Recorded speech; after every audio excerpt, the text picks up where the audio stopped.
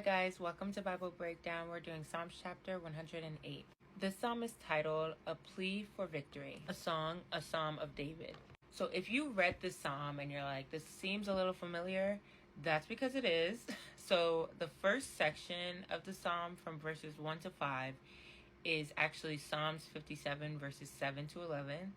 And then the second section of the psalm, verses 6 to 13, is Psalm 60 verses 5 to 12. Although I did videos on those already, I still do have some points to highlight here. So for verses 1 to 3, I wrote that David is showing the trust that he has in God's power. His words express the ways that he's bold in his faith and his worship towards the Lord. My favorite verse from the section is actually verse 1, and it says, "My heart is confident, God. I will sing praises with the whole of my being." So for me, that just means like David is really giving God all he got.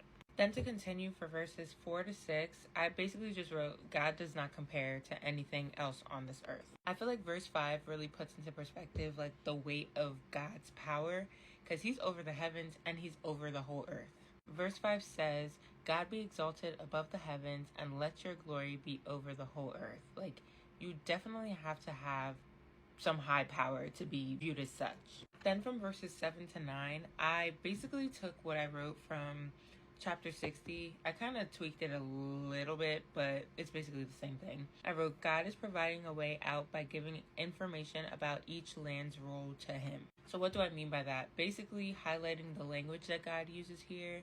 Like he's talking about Ephraim is his helmet, and he's going to divide another land and throw his sandal at Edom. Like, I feel like that's like a message for the people so that they know what to avoid and what to kind of take in. Then to end the chapter for verses 10 to 13, I wrote that David is crying out to God to rescue them all because they know that he is sovereign and he's the only one that can fulfill this request. And to back that up, for verse 12, it says, give us aid against the foe, for human help is worthless. Like David's basically saying nobody else can help him in this situation, only God can. And that's just something for us to keep in mind too, like always putting God as our priority, always putting God as our first call. Like, we put a lot of trust in human flesh, and that's saying a lot. We will be disappointed. But yeah, that's all I have for you guys. That is the end of chapter 108. I will see you guys tomorrow for chapter 109. I love y'all. God loves y'all more. Have a great night.